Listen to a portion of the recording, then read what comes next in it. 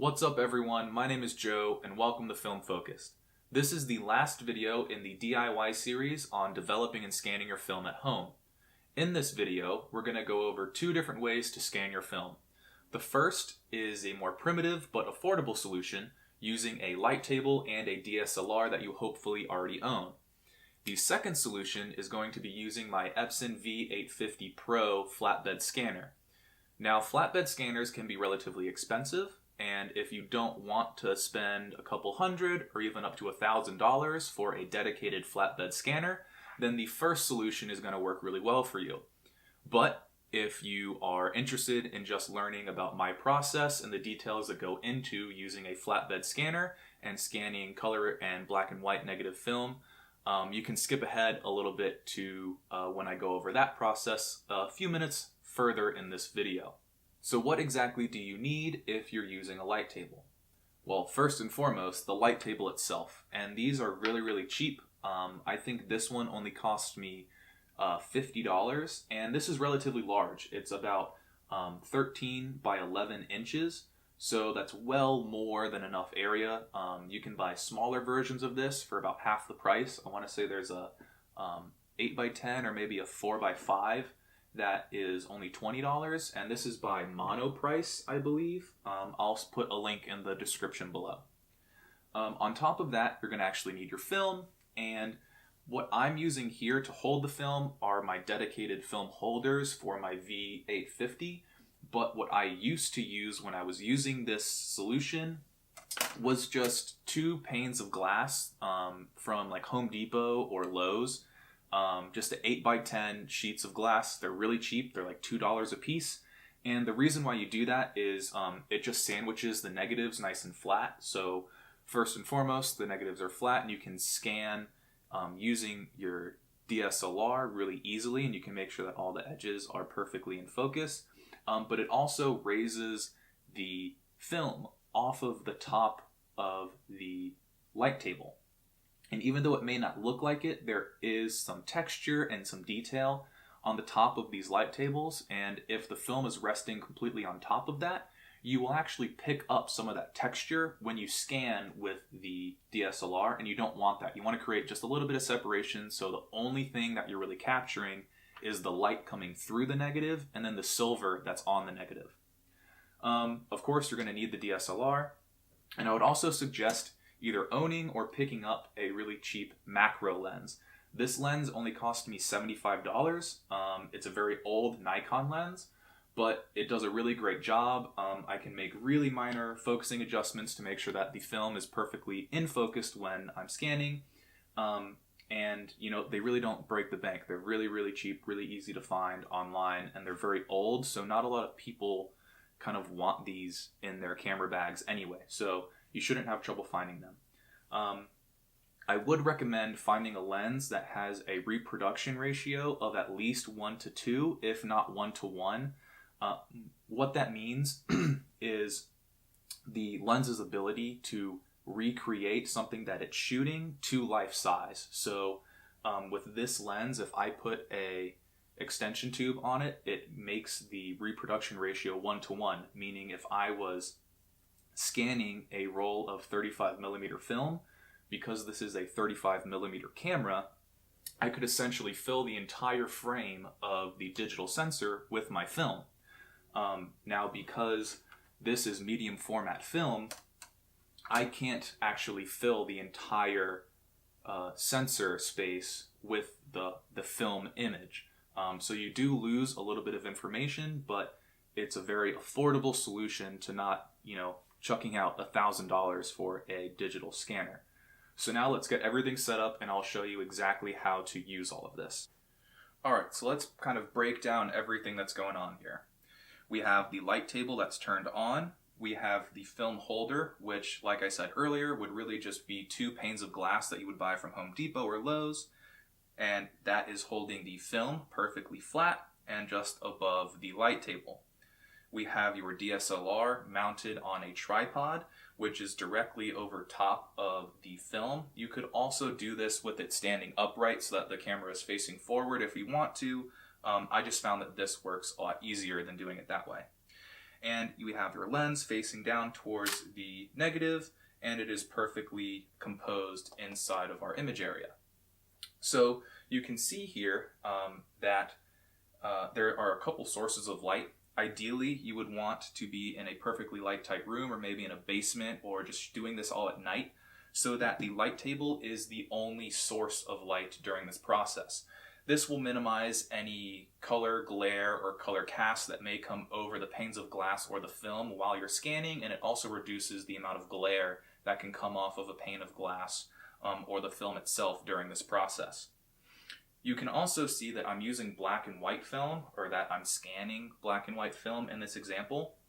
And when you're using this type of scanning using a DSLR, I would really recommend only doing it for black and white film. The reason being, when you scan color negative film, not only are all of the colors backwards, but you also get this really terrible orange cast from the color negative film that is a real pain to get rid of in post-processing once you have photographed the negatives.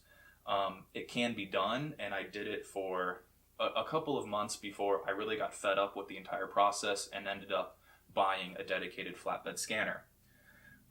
So the next trial for this is actually getting a proper exposure of the negative, and this will just take a little bit of trial and error on your part.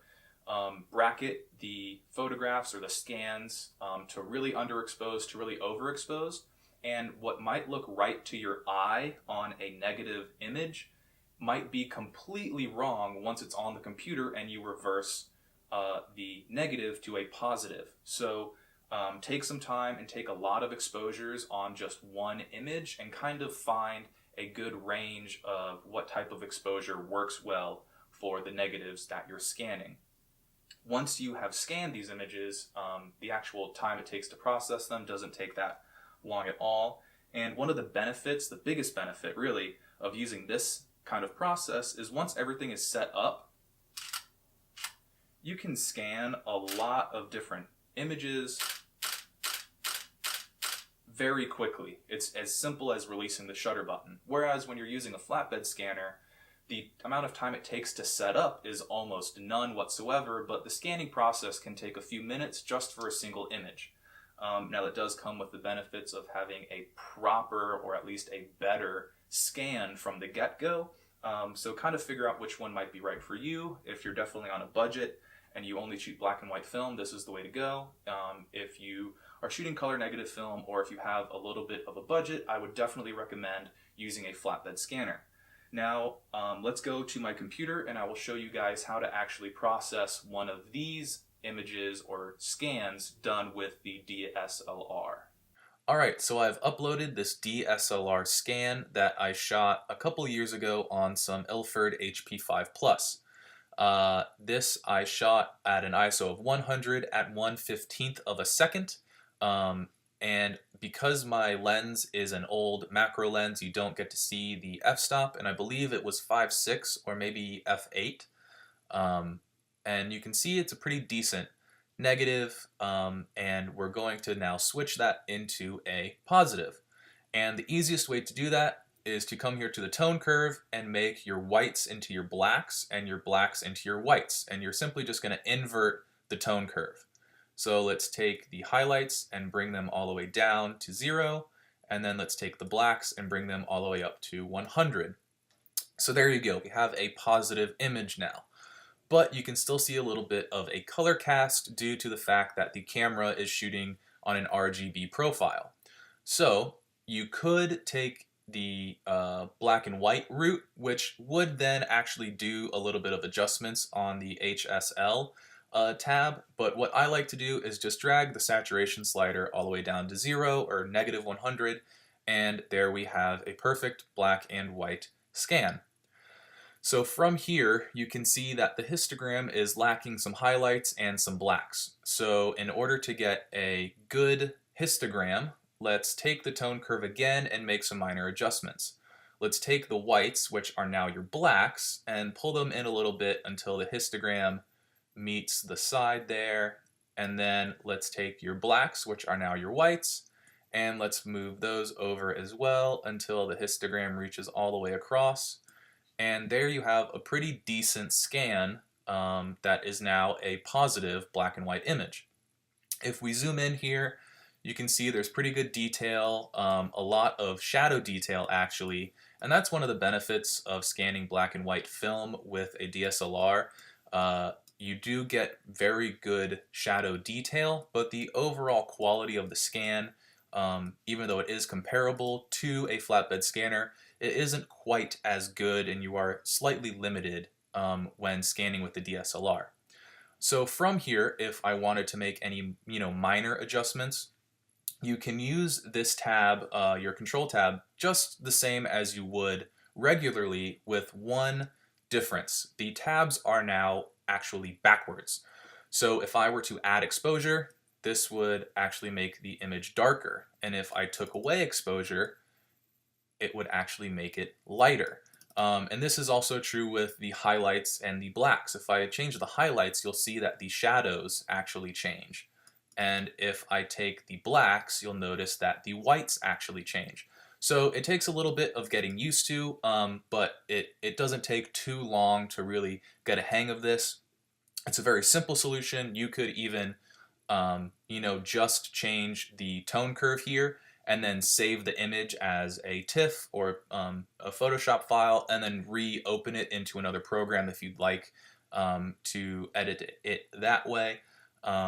I have used this type of scanning and processing for black and white film for about 2 years, and it worked really, really well. So if you would like to do this, it's absolutely a good solution if you are really just uploading your images to the internet, or if you're doing smaller resolution scans, or excuse me, smaller resolution prints. But if you are looking to print larger, or if you are looking to scan color film, I would highly recommend using a flatbed scanner. So let's jump over to my home office now, and I will show you guys how to scan using my V850 Pro. Alright, so here I have a set of negatives that I'm going to put into my film holder to scan. The first thing that I want to do, which I have already done, is actually clean off the negative holder to make sure that there isn't any dust or smudges on the glass itself, so that there will minimize the amount of dust and post-processing that I would have to do with anything excess that isn't the actual negative itself. I then take an anti-static cloth, and I'm going to simply just brush off very gently any extra dust or specks of what have you that might be on the negative. And I'm going to try and do this away from the film holder. And then I can go ahead and place this into the holder very carefully and close this down on top. If you need to, you can take a small little pin. I sometimes use a golf tee or maybe a Swiss Army knife, and very carefully place this on the film. And I'm probably going to get some flack for this, but I really don't care. And just adjust the film so that it is sitting properly and nice and evenly. If you're not scratching the negative, then you're not harming it, and that negative space is there for a reason. So if that bothers you, that's fine, but they're my negatives. I'll do what I want with them. After that, I will take just a simple little rocket air blaster and blow off any excess dust on the film holder. Can then turn off my light table. Can move that over there. And then I'm going to place this very carefully into the scanner. Alright, so once the film is set inside the scanner, you can go ahead and open the Epson Scan software and turn on the scanner. For the mode that you're going to use, you want to be in professional mode. Home and full auto mode are really just for scanning documents and making PDF files, so professional mode gives you the most control over the scans that you make. For settings and the name, I actually haven't changed this since purchasing the scanner, so I really don't see a need of adjusting any of this. For document type, we are scanning film, and it is in a film holder. If you were scanning a document or something like that, you would use reflective, but we are doing film with a film holder. Film type, this is Portra 400, so color negative film is what you want to have selected. If you were scanning Provia or Velvia, you would choose a slide film or positive film tab here. And if we were scanning Ilford HP5 or Tri-X or T-Max, that would be a black and white negative film. But because we're doing Portra, let's choose color negative. For image type, it is a color negative scan, so we want to have the widest gamut of color to choose from. So you want to be on 48-bit color. If you were doing a smaller resolution scan and if file size was something that you wanted to cut down on, you could go down to 24-bit, but I always scan at 48-bit color to get the most accurate scans. If you were doing a black and white scan, you would also want to be on the highest gamut, which is 16-bit grayscale. So let's stick with the 48-bit. For resolution, the DPI, the highest one that I go to is 3200. The optical resolution of this scanner is said to be in between 4800 and 6400, but most tests have shown that that's really just extrapolating pixels, and you're not getting a true optical resolution scan. So I tend to stick at or below 3200. From here, we don't have to really adjust anything until we do a preview scan. So let's click here and get that started. This will take anywhere between 10 and 30 seconds for the scanner to warm up and give us a preview. And then from there, we can select the individual images and choose which to scan and adjust those accordingly.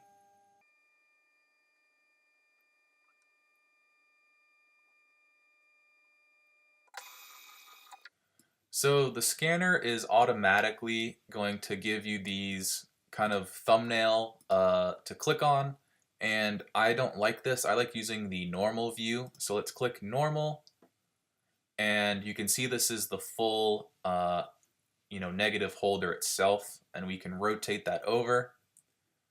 And then from here, we already have the marquee tool selected, so you can simply just drag the image area over top of the negative that we want to scan.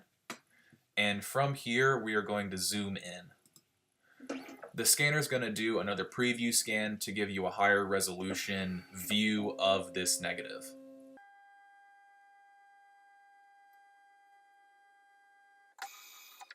Once we're here, I like to actually set the image area that's going to be scanned a little bit wider than the negative itself.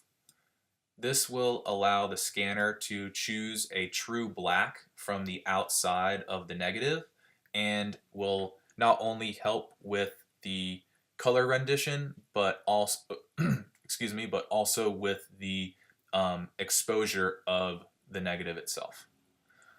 So now we can go over to our adjustment tabs here and start selecting a few things. I like to use this tone curve histogram adjustment, and with this you can adjust the RGB values and the way that the negative will be rendered through the scan itself.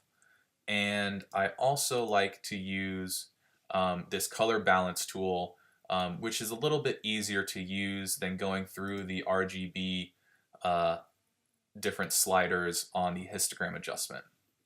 So now that we have both of these open, we can go ahead and hit the auto exposure button here on the farthest left tab of the adjustments. So you can see the scanner does a pretty decent job of picking an automatic exposure, but you can see that we have a little bit of blown out highlights and some really dark blacks. So if we take a look at the histogram over on the right side here, this white value here is what the scanner is thinking the whites actually are, and same here with the black dot is what it's telling us the blacks are. And this is the input of the actual negative itself. These output numbers are the variables of which the scanner is setting the blacks and the whites to.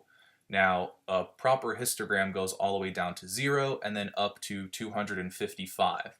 I like to actually set the blacks here at 18, but I'll take the output and make this all the way to 255 so that we can get a true white with this scan. So once we have the output set to 18 and 255, I will then take the highlight tab on the input slider and move that all the way to the edge of the histogram, and same with the blacks. Every once in a while, I'll actually take this past the end of the histogram to recover some shadow detail if it's necessary. But with this image, I don't really think we need to do that, so I'll just go ahead and place this right at the edge of the histogram.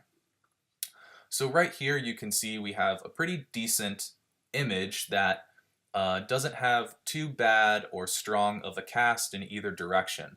Now, if there were some adjustments that we really needed to make, we could make them here in the color balance tab on the image adjustment window. You can see if I drag this slider over to the right and to the left, there are some pretty major adjustments happening to the image.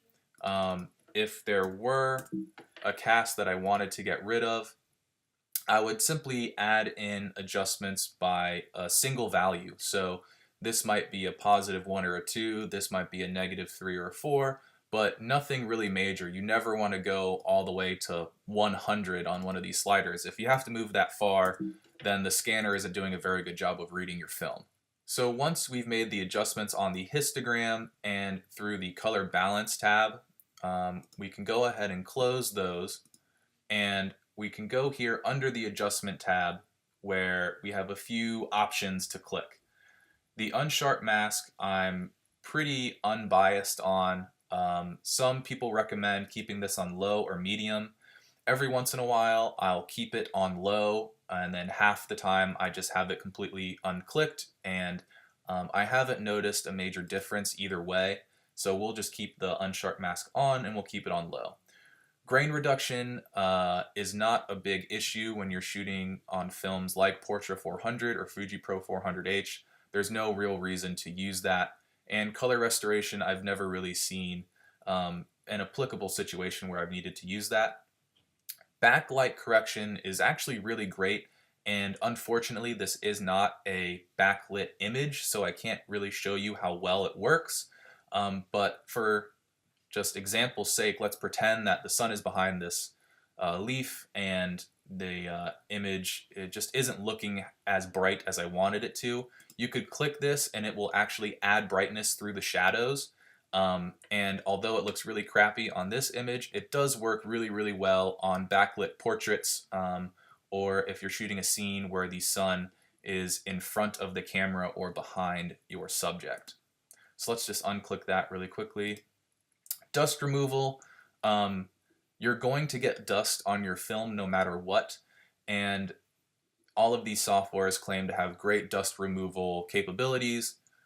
They're okay, they're not great, and sometimes they end up taking away detail that they thought were dust. And because you're going to have to do a lot of dust correction and spot removal in post-production, I don't see any benefit of making the scanner do more work and taking longer to actually scan your image without really helping reduce any time it takes that you're going to use, that you're going to need to process this image. So no need to click dust removal or the ice technology, which is another fancy word for correcting these minor errors and dust spots on your film.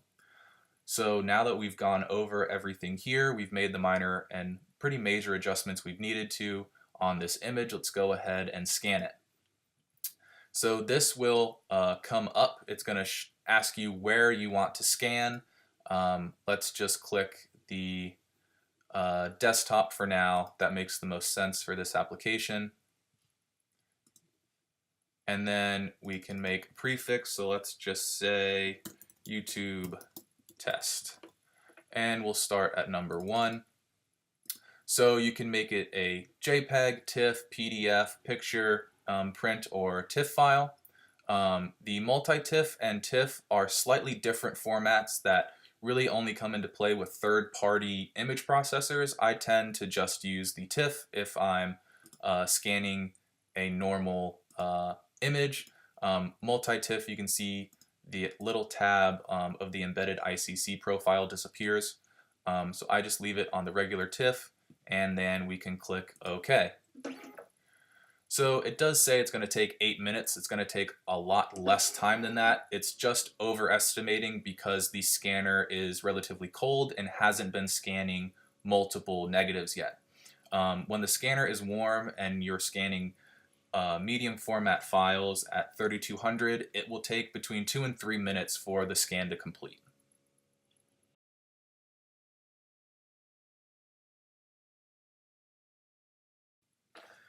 Once the scan is complete, the preview window will open back up, as well as the Epson scan tab over here on the left. And if you wanted to scan the next negative, you can simply just drag over the selection area to the next image and then click zoom. One thing to remember, all of the edits and the adjustments that we made to the previous negative are still being applied to the image area that is now selecting the new negative. So once this image is done with the full preview scan, we are going to make sure that the entire negative is selected, and then we are going to reset that selection and then click the auto exposure again as a good little baseline. And then from here, we can adjust this negative. Now you can see that the color of this scan is slightly off and isn't quite right. So one thing that we can do is take this little tab here, which is the white selector, and we can select one of the highlights that we think is a true white in the image. And once we do that, you can see that the color has gotten much better. It's much more natural, and it actually brought down the highlights a good bit and saved a lot of this detail in the trees. This can also be done with the blacks if you'd like to, and let's see what happens if we click in here. I think we clicked a pretty decent area. There weren't any major adjustments made. But let's do the same thing and make the output slider go all the way out to 255. And we can save the highlights here and then get all of the shadow detail. I don't see any bad casts that are worth dealing with in this software. If I find any color casts after the scans are made, I will edit those in Photoshop. I think we have a pretty decent scan looking here, so we can go ahead and scan this. Alright, now that we've scanned both images, I've brought them into Lightroom, and we can take a quick look at the histogram here. You can see that the histogram is full of information and it has a nice strong bell curve, which is exactly what you want when you're editing an image. We have information all the way to the highlights and all the way down to the blacks. This image, due to its complexion, is slightly different, but still a lot of information ranging from the highlights all the way down to the blacks. And no image is ever going to be perfect straight from the scanner. Just like straight out of camera images, they all need to be processed a little bit and given a little bit of extra love to really make them pop. You can see down here by the dimensions that each image is 8,800 by 7,000 pixels, and that gives us a total of 62 million pixels, or 62 megapixels. So there's a lot of image to work with and a lot of editing and pushing and pulling that can be done of the information present to make really outstanding images. So as you can see, it's not a very challenging task to use a flatbed scanner. The only thing that's really keeping you from doing this is shelling out the hundreds, if not thousands of dollars for one of these scanners. The V850 Pro, which is the scanner that I used, comes out at around $999 at MSRP, and hands down, it's one of the best purchases that I've made for my film photography, especially scanning color negative film. It has made the world of post processing so much easier and simpler for me, and it was well worth the money. So there you guys have it. Those are two really good ways to scan your color negative or black and white film at home. I hope you guys learned some good information from this and have taken something away from watching this video. If you have any comments or questions, please leave them in the comment section down below. If you like the video, please give it a thumbs up, share it, and subscribe to the channel. I hope you guys have a great day. Thank you so much for stopping by. I really appreciate your time, and I'll see you guys next time.